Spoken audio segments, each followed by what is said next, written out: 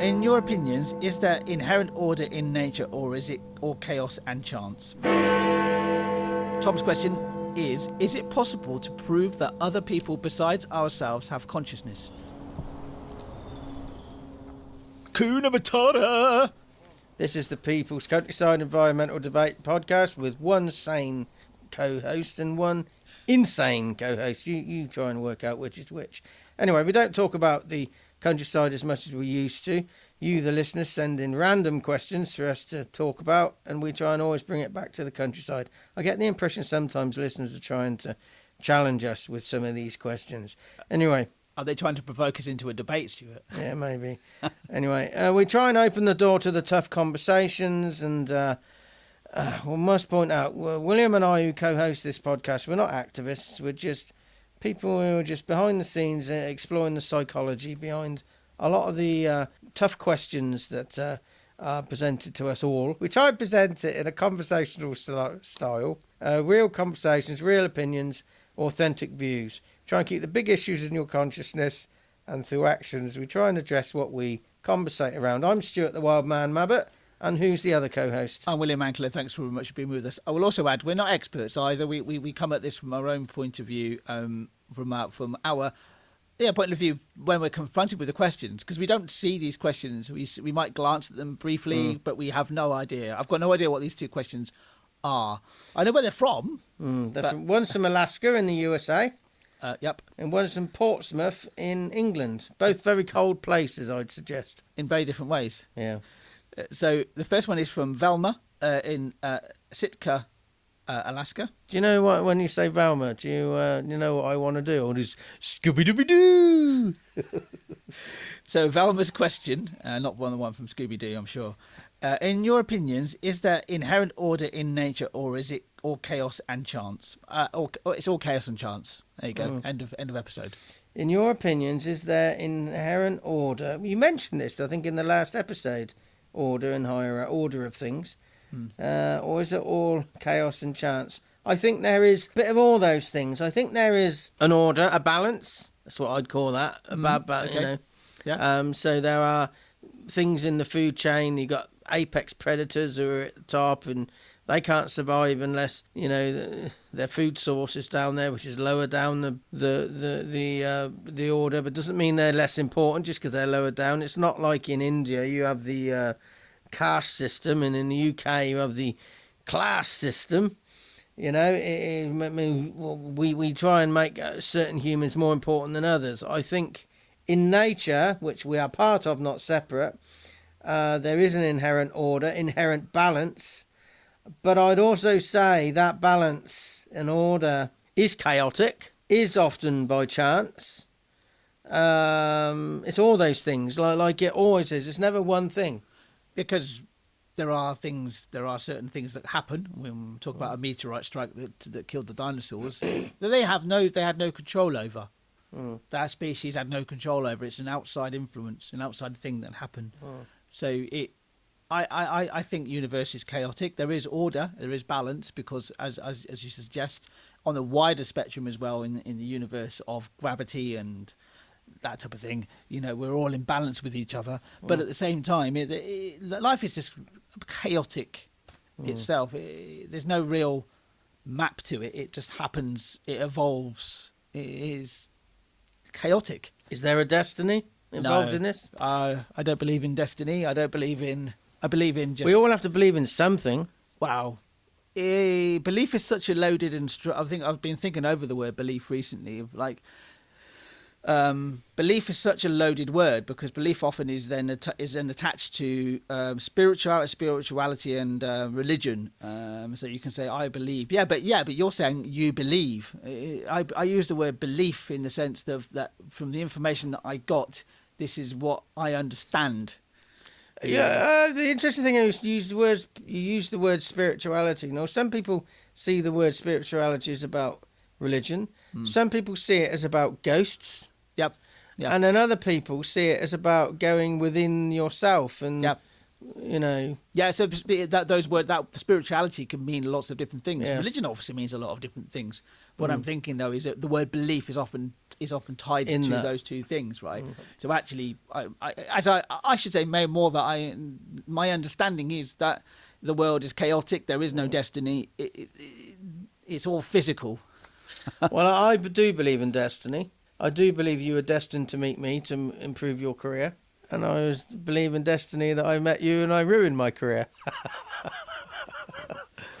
You know, it's all There's destiny, always- man. Balance. What you have to remember, dear listener, is that when Stuart says certain things, you have to if you listen to his tone long enough, you will actually realise that he's telling a joke. You know, just saying. But I mean, but that what he just said there is half joke, but half reality as well. Yeah, exactly.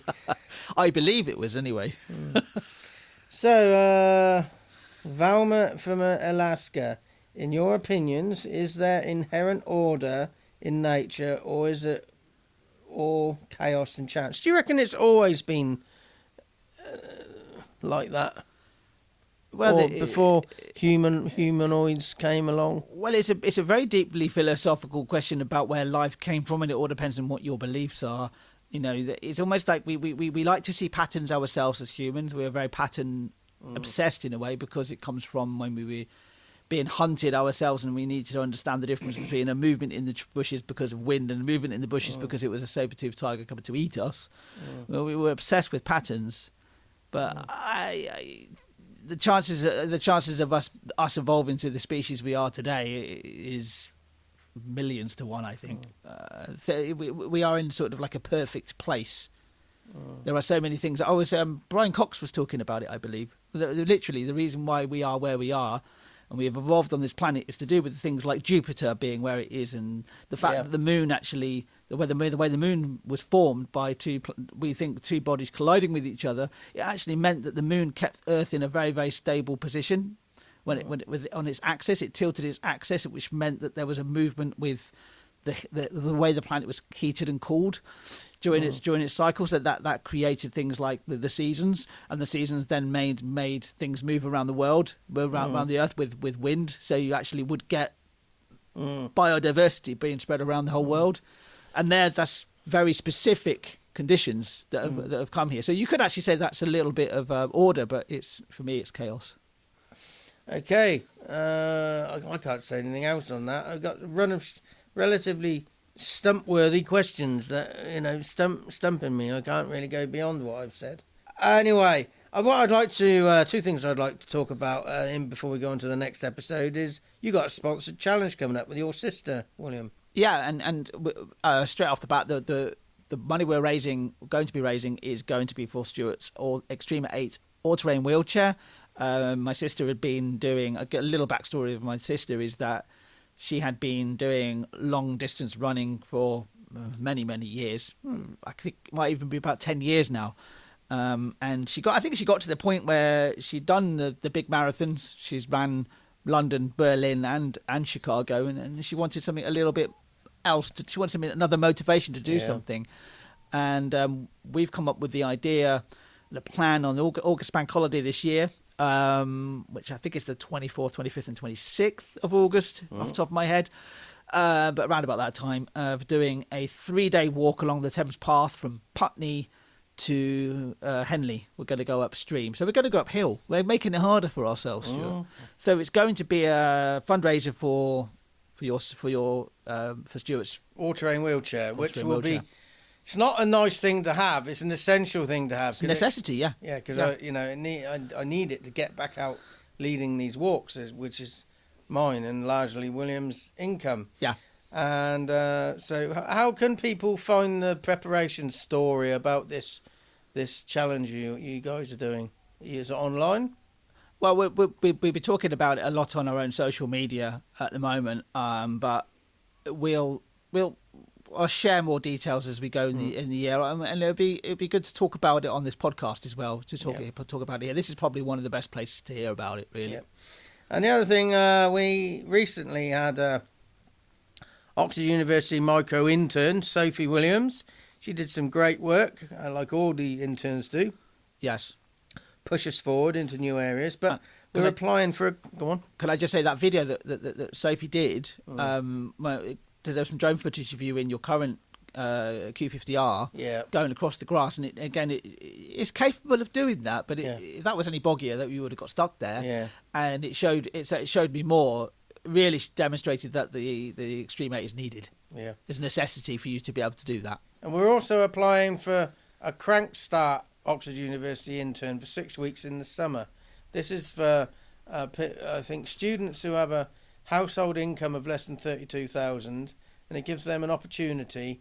They get funded £3,000 to work 6 weeks with us.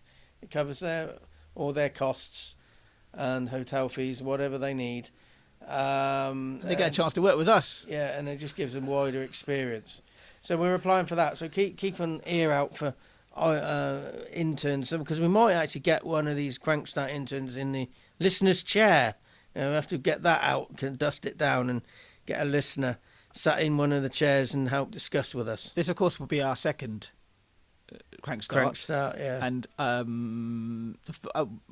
again, we'll put on record the thanks for the work that Susie Darrington did on your website, which hasn't gone live yet, unfortunately. No. But Susie Bongo IT, pull your fingers out. We need this website live. Susie did a lot of work, not just on that, but also other bits as well. And in some ways, I see her as part of this team still. Yeah. But it'd be good to have another voice on this podcast as always.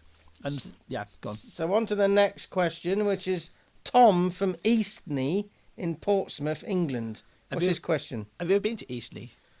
I think I passed through it to go to Southsea or something. Yeah, because it's the other side of Southsea from Portsmouth. So it's Portsmouth, Southsea, Eastney. I've stood on Eastney Beach.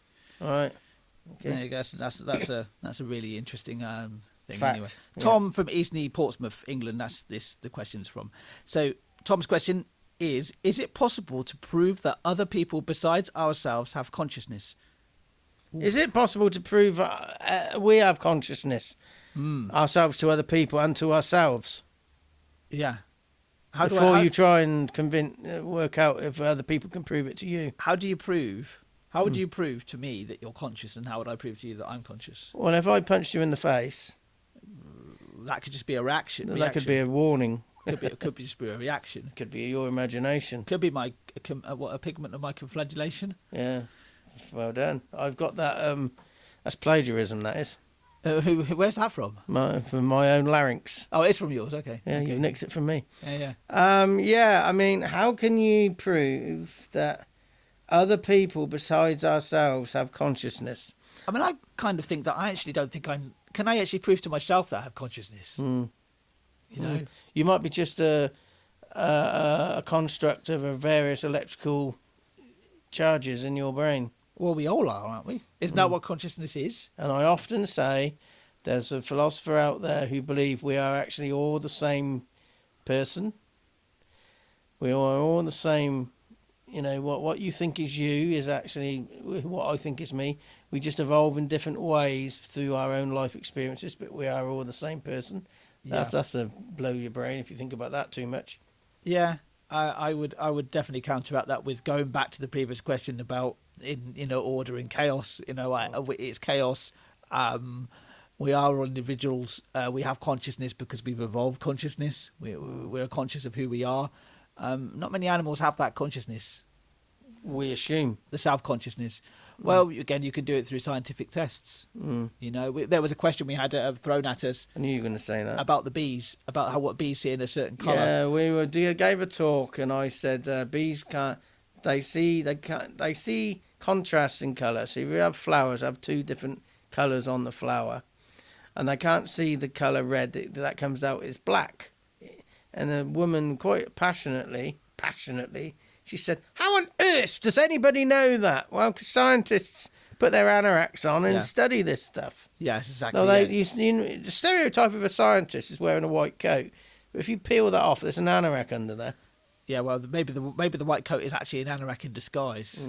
But yeah, I think that it goes back to the whole. I think it goes back to the whole chaos thing. That consciousness is just a product of evolution. And we've been able to just evolve into the being that we are, and our brains have had time to evolve into that state. We're still quite a primitive species, but I think, consciousness is part of that. To prove categorically that other people besides ourselves have consciousness, I think it's very hard to prove anything has consciousness.